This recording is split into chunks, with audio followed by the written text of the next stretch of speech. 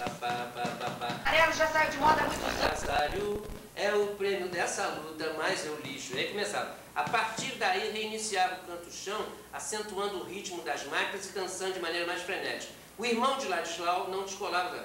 Os últimos versos já deram uma dorzinha de cabeça. Um bando de operários sem educação fez a gracinha de mudar a letra. E na hora do expediente cantava: meu destino é um trabalho, minha vida é a labuta, eu quero que vá pro Platão, filho da... Pois é, os fiscais descobriram, botaram os caras na rua, não sei o que. Então, É engraçado essa coisa da ópera, do samba enredo, né? É engraçado essa coisa da ópera também. A gente tem que botar isso no espetáculo.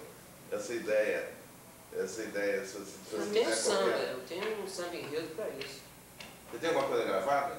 Tenho. Que a gente pudesse tocar lá? Tem gravado Pra essa fazer casa. um final, assim. Mas... É um documentário. Interessante. O samba é assim, quer Você dizer. podia botar na fita pra mim, né? Vou botar pra você. Tem a quem disse que o samba é a ópera do povo. Aí misturou legal. Não disse nada de novo. O samba é a ópera no pé. Eu acho até que a grande injustiça social é fazer do municipal um reduto de bacanas. A ala das baianas de uma escola, quando canta mata a escola, qualquer garganta internacional. Vamos sambar este libreto na avenida, exaltar no asfalto a ópera da vida, tentar unir elite e povo na Sapucaí.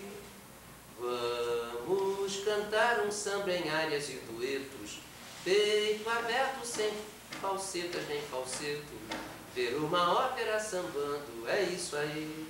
No primeiro ato, uma condessa se enamora de um passista que é motorista do conde. O conde, ao saber, fica possesso e barítono em excesso prende a condessa na quinta de um visconde.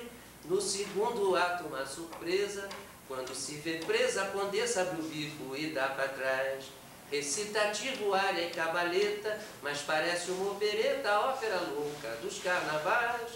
No terceiro ato, um desacato, de sapato alto, o conde vira mestre sala. Condessa vai na ala das baianas e o passista vai em cana, tenor em agudo, piramidais. Simbora! A dona é mobile, ao vento. Eu não aguento essa ópera samba, pra nunca mais quem disse. Essa é bem Ô, Vida, vai ter que acabar o seu espetáculo assim.